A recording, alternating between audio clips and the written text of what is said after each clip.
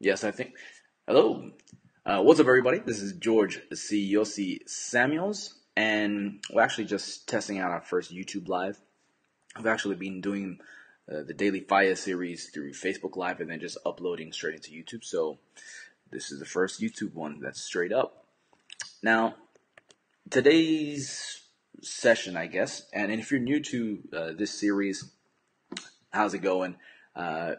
I actually am using this at the moment as sort of a warm-up for some things that we're going to be launching in January. I'm the managing director for a new marketing and consulting agency called Faiā. These are videos that are a little bit more personal, gives you some insight into what exactly I'm doing as I'm building out the company. And so you'll often see me do these at the end of my night, which usually is somewhere between midnight and 3 a.m. So enjoy. Now, I'm just going to switch over to here to the browser so you can see everything all right. And to get us started, I'm just going to take you through a few different articles and sites and notes that I've noted down over the last 24 hours. And actually, since it's end of Monday, this will also include the weekend. So I usually like starting with my Twitter profile because there's a lot of things that are constantly happening within the space that I'm currently operating. So we're a marketing and consulting agency, specifically specializing in blockchain communities. So this is what we do at Faia. And this all came out as a result of the work that I've been doing over the past couple years, and then having also gotten involved in the space back in 2013. And, by luck, by chance, and then seeing it evolve over time. And so here recently I put out this tweet, and this tweet actually was just to get a gauge of where people's heads were at. And as you can see here, the question was, we're looking to relaunch a show.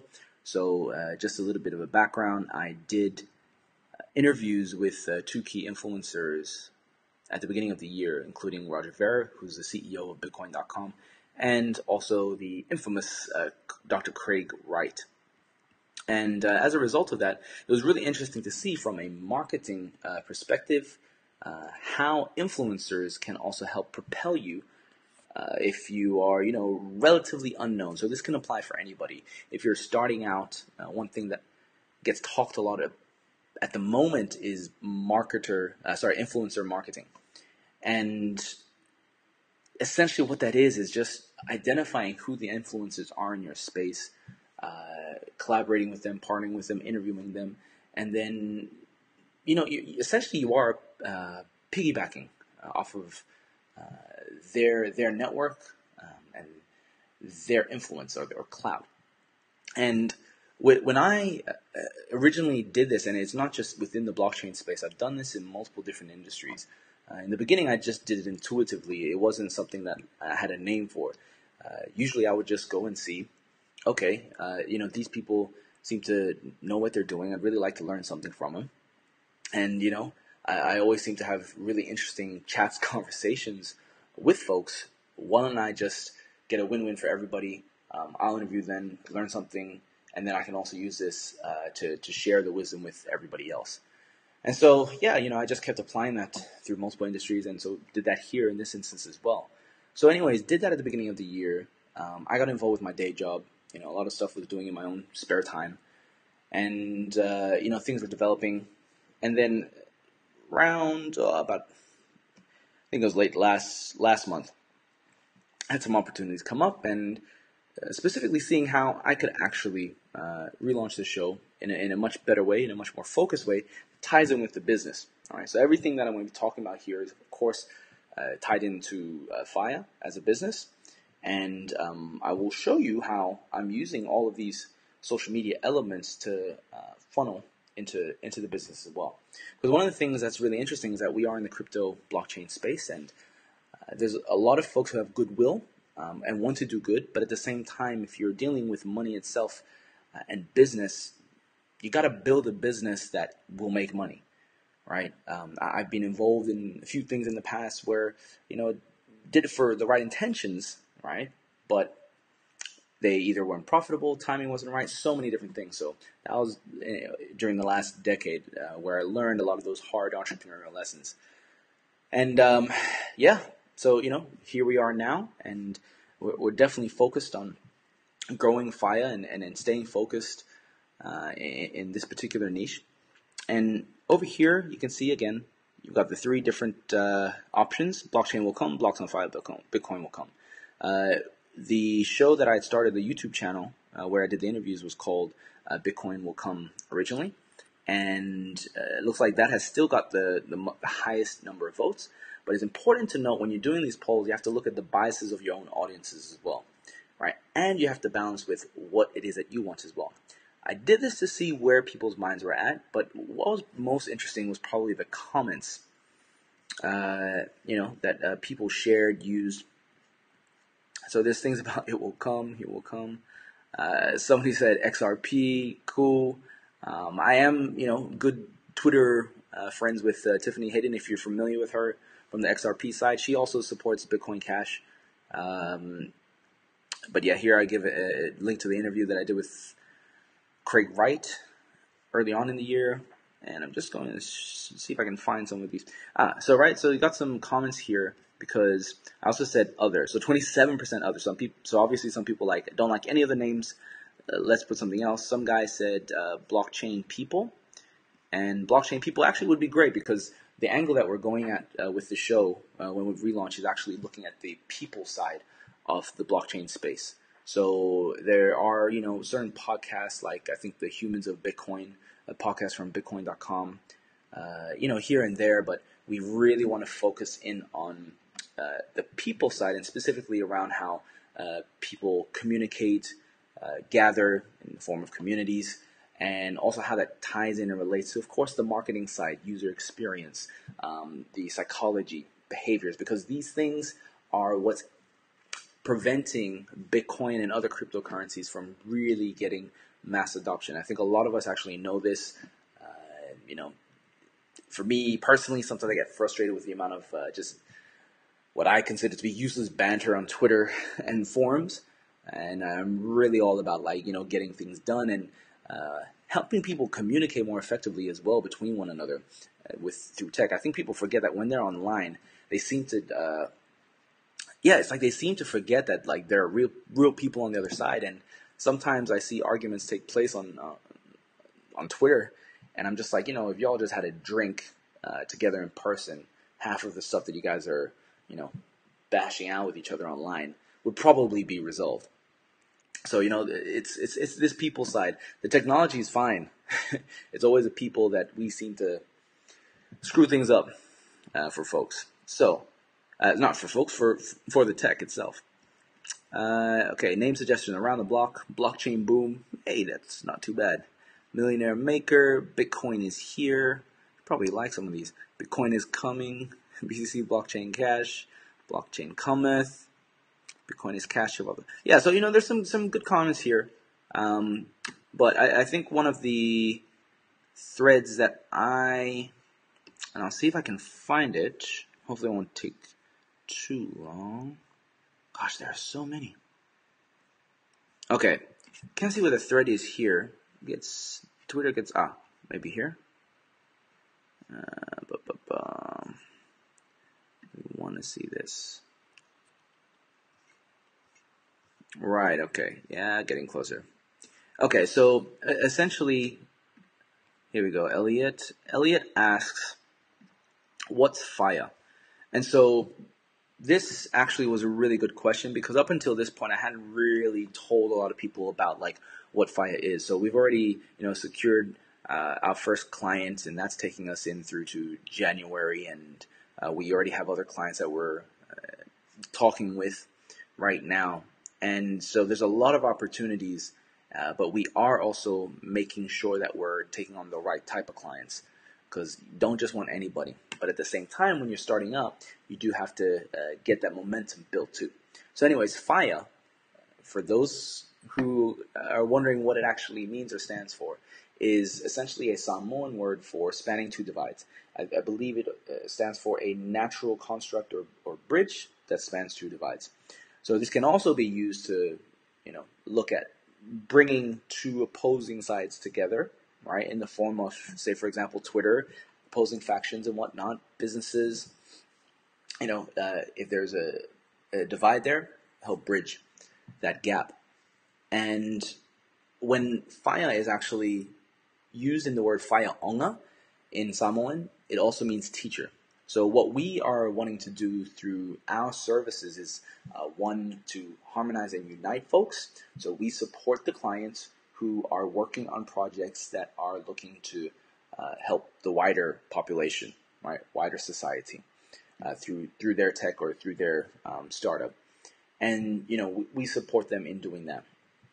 We understand that from a branding perspective, the ones that are the strongest are usually the ones that are most divisive.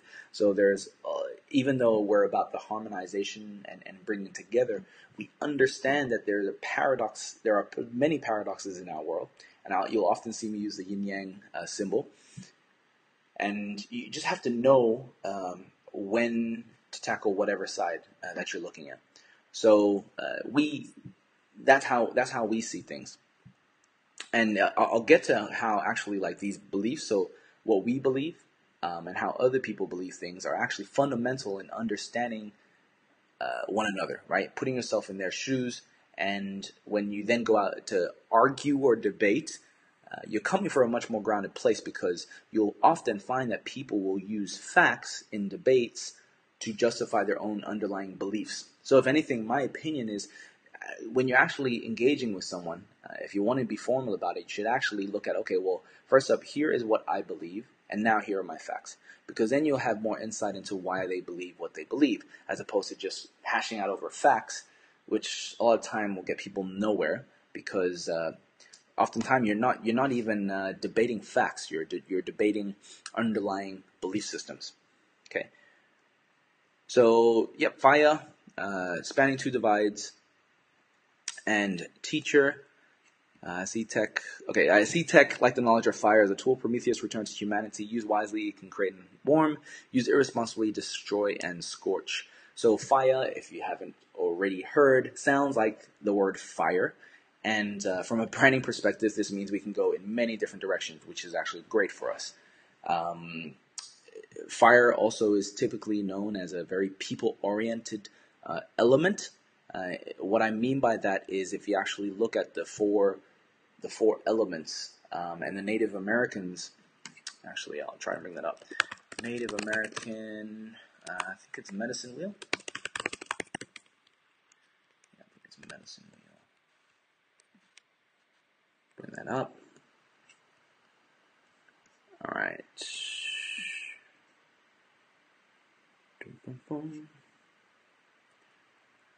All right. Yeah, so you've got this northeast. I'm trying to find the animals, actually. Let's see. Native American medicine, animals. And wolf, so what I'm actually trying to get at is that wolf is usually used. Let's have a look.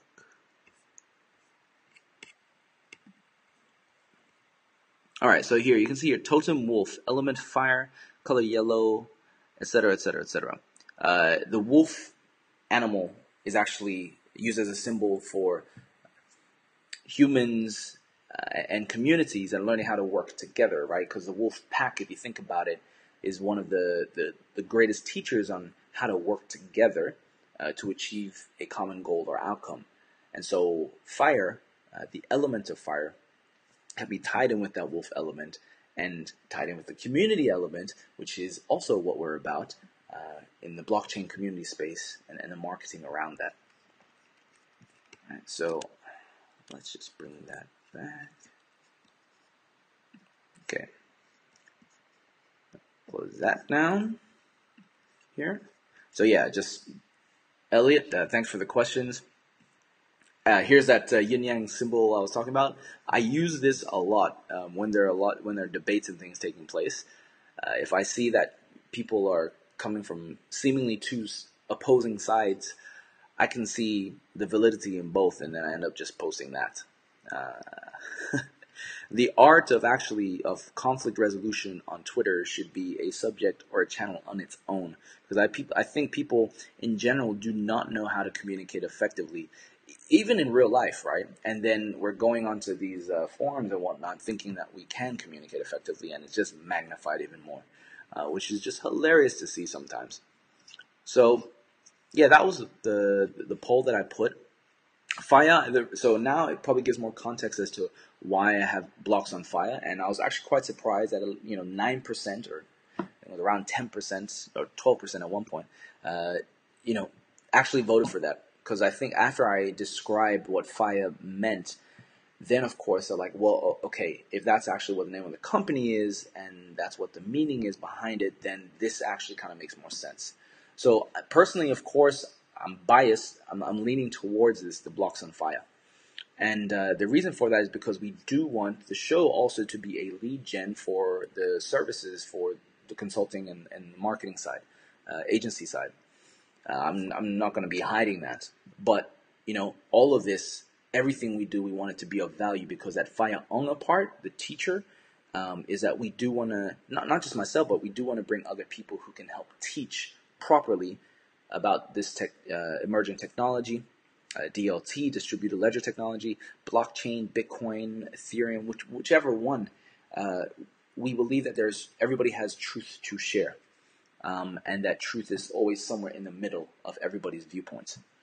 So, yeah, watch this space, and you'll see what we'll end up producing. Okay, so here we've got, what have we got here? CycleBit. So so it's a pause system that I actually came across from one of the Bitcoin.com vlogs by Roger Ver. So shout out to Roger. Keep doing what you're doing always. And the reason actually I'm showing these is because there was a couple here. Elipay, Hand Cash. You'll notice that actually the design for these sites and these applications are getting better. One of the biggest problems we've had in the Bitcoin space is poor user experience, and that's because you've had a very strong developer community drive a lot of Bitcoin and cryptocurrencies in general, and not a lot of thought was really given to the user experience and the design of a lot of these things. So there's a lot of new players who are focusing specifically on that, which I think is good. EOS is actually an interesting community that I came across who were definitely focused on the user experience, and I was quite pleased with some of their dApps or decentralized apps and the design of them, because we would need more of it. So bring on the creators, bring on the storytellers, I say. So you can see here, there's actually, it's looking good. Handcash is another wallet. Man, you guys are doing some great stuff. I'm still waiting for iOS, so please hurry up. And the other one that I came across here was the Bank of Hodlers, which I'm talking to some of the guys from the team actually. I think we connected via Telegram. I can't even remember actually, but I actually do like the idea. These guys are based out of Bangalore, so it's for me personally, it's good to see some international teams. It's because a lot of time for the ones that take off, you always see them from like Silicon Valley, the U.S. or U.K., some Western country. But bring on the Asian forces, right? Like, and African and South American, like true multiculturalism. Like, let's see some globally competitive products come from all parts of the world. That's why I'm actually most interested in blockchain, Bitcoin, etc., because of its ability to unlock a lot of the potential in countries and areas of the world that previously did not have the means or the ability to compete. So, here, essentially what they're looking at doing is looking at how banks' roles are going to change, and specifically how they can create a more decentralized bank that is focused specifically on loans and insurances, which I think is where I see banks shifting or focusing their roles to. Of course, it can be for storing funds as well as trusted third parties, but Bitcoin was created to also kind of remove that, the need for that at least. And here, though, the bank acts more as an agent for providing loans and such, which is still needed. So for anyone who thinks that banks are that Bitcoin is about anti-bank or anti-government, don't believe it is. And I think what they're doing here with the Bank of Hodlers is interesting. All right. But, I'm still learning more. Feel free to check out their site. Obviously, you can see some bias with the Bank of Hodlers from the BTC side, but, it is what it is. They mentioned that they're doing that from a branding perspective for focus, and we'll see how it goes. Yes, of course. So, got an Instagram channel, and at the moment, everything we're doing is really just to get things going, right? Build some momentum. But as mentioned, our official launch is actually January of next year. But yeah, Faiā, we got the Instagram channel here. You can go to Firebrand. I've actually been toying between Firebrand and Faia Corp, only because of the types of clients that we're bringing on. We're just trying to get a feel and idea for which name will work best in the long run. Firebrand, brand, if you think, a lot of visuals, right? And anchors that we're thinking about. So Firebrand, it has two meanings. You got brand from branding, and then you also got brand from like a brand iron on cattle or something, which has to do with fire as well. So either way can work. If you got some thoughts on it, ideas, feel free to share in the comments below. Here, okay, so this, right, yep, this email, this newsletter off the chain is actually really good. So with Anthony Pompliano, I hope I said your name right. His Twitter handle, I think, is just Pomp, or his name is just Pomp on Twitter. And I actually really like a lot of his tweets. He's looking at things from a very macro level. He's got a team group that is reviewing stuff on the daily. And I enjoy the things that he puts together. You can tell that they've really done their research on a lot. So anyways, I think what was most interesting was on Faia. Open source software on Faia this year. As you can see here, these are the main things here. Microsoft purchases GitHub. There's a lot of acquisitions taking place from the larger companies. And I think this is these are interesting moves, right? Because you're seeing the stock market also crashing at the moment. But then you're seeing acquisitions like this, and you're just like, where's that coming from? If anything, these times when stuff is crashing is a great time. It's a buyer's market, right? So it's a great time to buy while other people are selling, right? So while people are panicking, I think Warren Buffett has a quote around this. When people are fearful, it's a good time to be greedy. And when people are greedy, it's a good time to be fearful, right? To take measures when other people are being greedy for what will come. So, yeah, Microsoft GitHub, $7.5 billion. That's a decent amount of money, but that makes sense as well. And I remember seeing an article about how they made an interesting move where they actually started rolling out new avatars, I think, on the GitHub site. And I don't know if that had to do with Microsoft or if that was already in the works, but people were like, what's this about? It's kind of like CryptoKitties, but if you actually look at trends as well at a macro level, you've got Fortnite. If you have kids or if you are familiar with just the game Fortnite, the entire revenue model is based on skin customization, avatar customization. And that is a very lucrative thing at the moment. So, these are the interesting trends that you see across the board. So, technical violation, yeah, silly. Yeah, so rundown. Coinbase separatists cuts at least 15 jobs. Yeah, Coinbase, not unexpected. As any startup or company grows, there's always going to be a point where they're going to have to lay off people because they would realize that, some of those first hires probably weren't the best. But if you're involved in business, even as an employee, you got to understand, or at least try to understand that it is business. At the end of the day, we can try to build a sense of community as much as possible, but you are still being paid for a job. And, I think you can still have a company that has a great culture and where you do value your people, and you can be radically candid like Jack Welch of GE, manager of the century. But, it's one of those things. business is business, and as long as you know what the rules are, it's easier for you mentally to be able to deal with.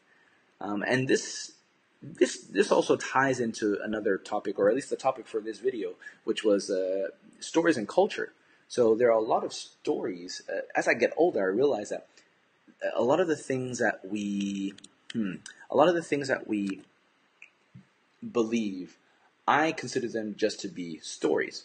And these stories can really have a powerful hold on how we see the world, how we view the world. And if we're not careful, these stories can take over, right? To a point where you just don't know what is real, what isn't. And you may think that what you believe is of your own making without realizing that they were formed for you by others. And these stories that run in people's heads then actually form cultures, right? Cultures are a collective of common stories that are told between people that include things like rituals, language, etc. And they all form a narrative. You can see this take place in subcultures, like even in the Bitcoin space. The whole clash between BTC and BCH. There are specific stories that each camp group tells themselves that result in certain words being used over and over again, very strategically by some, and then get adopted by others without realizing it sometimes, and skewing how they see the world too. I think it is important to know when you need to take a stand on things, but more often than not, at least for myself, I will always try to look at the yin-yang of all camps, because any extreme on either side always results on a pullback on the other side. So even though from a branding perspective, divisiveness can be very effective for creating a strong brand, because that means you get a lot of people attracted to your side, it will automatically create an opposite side, right? So the stronger you get in your stance, the stronger the opposition comes as well. And often I'll look at these things and, I can see it, but I've also learned to allow things to play out the way that it needs to, because at a much higher level, everybody is going through this life, they're going through their own journey. And at different times, they need to learn different lessons. And so, as I've gotten older, before I used to fight against that, because I always used to believe that what I believed was right, and that was it, But I've come to learn that truth can be found from all walks of life, and you don't always need to be adversarial. At least for me, there are some who like that. They play that role, and they need to play that role. Whereas for myself, I don't see that. However, if there is a situation where it goes really extreme, and I need to take a stand or make a stand, I will, because I have no qualms doing that. But for now, that type of way of looking at the world is what seeps into our brand at Faiā. So this also ties into another conversation I had, and I think this was the previous video, where I was talking about a brand avatar. So if you were looking to create or to use a fictional character to describe your brand, what would it be? For Faiā, we are using Uncle Iroh. So if I were to... Actually, I'll show you. So hold on. Here we go. All right. So there was a channel. Now, if you are looking at this and know what it is, you are awesome. If you're looking at this and you don't know what it is, this is from a show called Avatar: The Last Airbender, originally done by Nickelodeon many, many years ago. Was a huge hit amongst kids and adults, because not only did it have awesome fight scenes and animated fight scenes for the kids, it also had some really deep philosophical / spiritual lessons and morals that have just stuck with me personally for years to come. Now, this is from a guy who's actually kind of broken down the cultures of the different tribes in the series. And what he's done here is actually a great sort of great angle that we are going to be looking into more when it comes to the various communities that make up the whole blockchain cryptocurrency market right now. Because if you break it down, you can actually, each of the groups are so identifiable from a cultural standpoint that I could literally make these type of videos describing the rituals, the languages, the customs of many of the subgroups. And so let me just see if this will play out.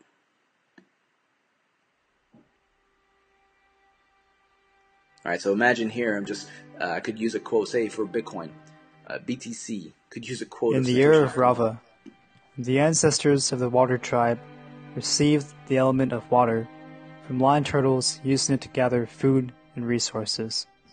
All right, so here is just a lay of the history, right? In order to describe a group's culture, you need to look at the history to provide context of where they came to where they are now. After the lion turtles renounced their roles as protectors of mankind in 9832 BG, the ancestors of the first tribesmen left the lion turtle cities in favor. Okay, so now using this again, this is what's going on in my head.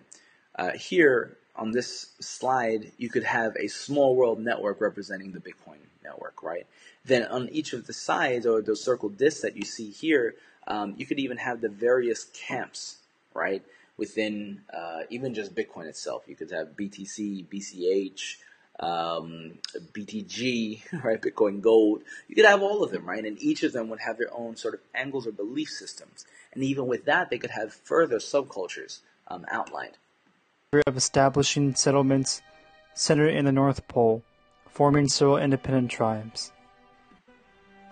This unity, however, declined after a time of civil unrest, and because of this, a group of tribesmen journeyed to the South Pole to form a new tribe. Right here, right? This could be talking about the split between BTC and BCH. This is how the water tribe split into the northern and southern water tribes, leading to a cultural and political division that continued into modern times. Once the 100-Year War was started, contact between the northern and southern water tribes was cut until after the war's end through the efforts of the Avatar and his allies. Government. So, this slide here could actually go into sort of the different governance styles of the different groups as well, because you can actually look at how governance is made from proof of work to proof of stake to proof of authority, and then even, funnily enough, to proof of social media, and that probably ties in with proof of authority. And each of them will have different isms that are backed by them in the real world. The governing body of the water tribes was led by a chief. The Northern Water Tribe's governmental system was more organized.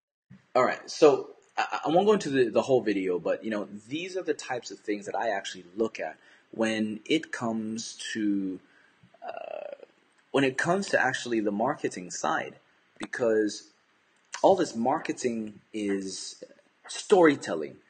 Some would argue that it's also manipulation. I mean, yes, sales and marketing are actually manipulation, but I think we tolerate it because it's part of the business game.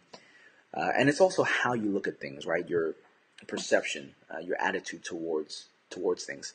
But yeah, from that video, right, the way that it described the cultures is also how I help our clients understand the environments that they're getting into. It's also the way that, if we're going into a new industry with our clients, we will analyze their audience and their own people like ethnographers. And we will study them and their habits and their language and their words, and then we will utilize that in the marketing side. From a community perspective, when it comes to business, really, community in the blockchain space, they're talking mostly about marketing. Community is more than just marketing, it's more than just content, but for the purposes of business, they are talking marketing growth, and then but they kind of have this inkling that, okay, community is important, but what is it?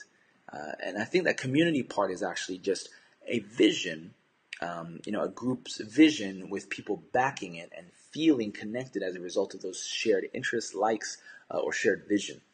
And at the end of the day, that's how people get moved, right? If you want to move them, you need to highlight where they're at, and in a way highlight how if where they're at is inadequate, paint a picture where that future is very compelling, that it will cause people in the now to want to get up, shift, and move drastically, taking massive action towards that bit here.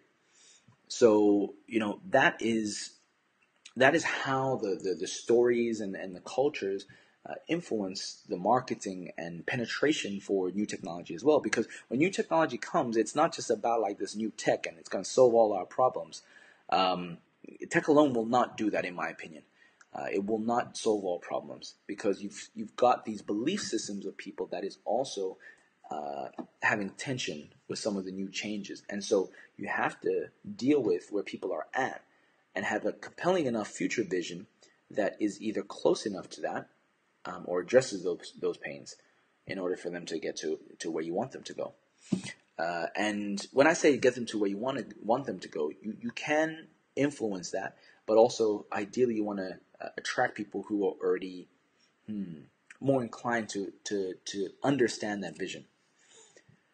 All right, so that was Avatar: The Last Airbender.